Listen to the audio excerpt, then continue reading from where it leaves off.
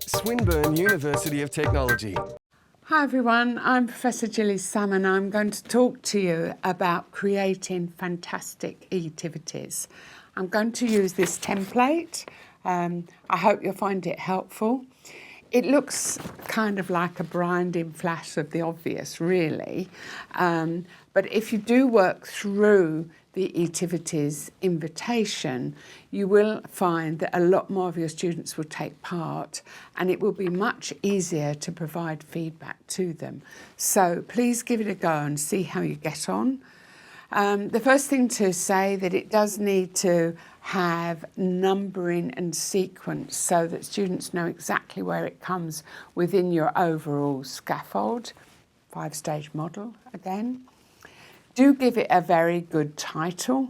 The title is important. We know that students are much more likely to open your message if there is a good title. So think tabloid journalism here.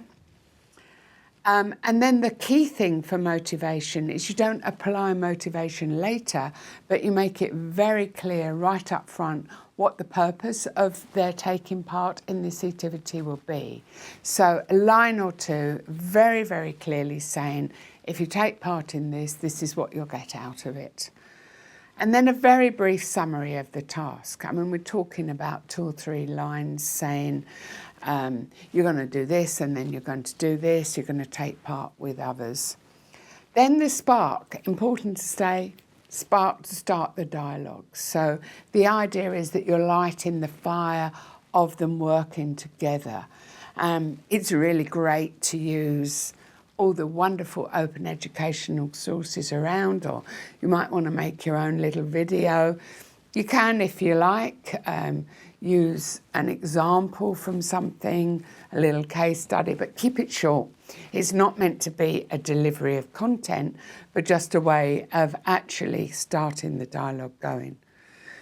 And then 2 important things. As a result of the individual learner looking at the spark, ask them to do something. So each individual has a response to the spark, and then the dialogue begins. So to enable that, ask everyone to come back and respond to something that somebody else has done. Now, it seems so obvious, but we so often forget that. We say discuss, and you find there's 2 or 3 people discussing it and nobody else is involved. So it is quite important to have a sequence. And the main reason why learners come online to see whether somebody has responded to something they've done. So you're actually creating a cascade of that kind.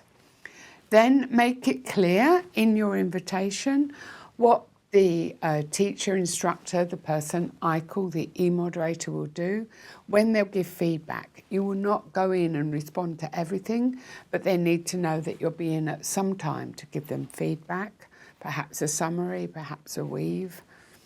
And then let them know the schedule and time. You've got 2 issues. You've got the calendar time. This activity will run for a week and finish on Saturday at 5 p.m. And then you've got the total amount of time that they may spend on it. Once you've run it once, of course, it's easier to work that out by asking previous participants. But you might like to say this will take you an hour in total, or you might spend 10 minutes on the quiz, 10 minutes responding to others, 10 minutes doing your presentation, something like that. And then tell them what to do next. So once you've got them online, if they've finished this little activity, they move on to the next activity. So it's pretty simple, but everything you need to know is in this template.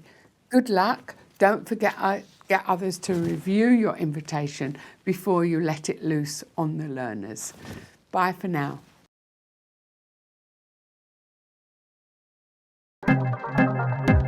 This has been a Swinburne production.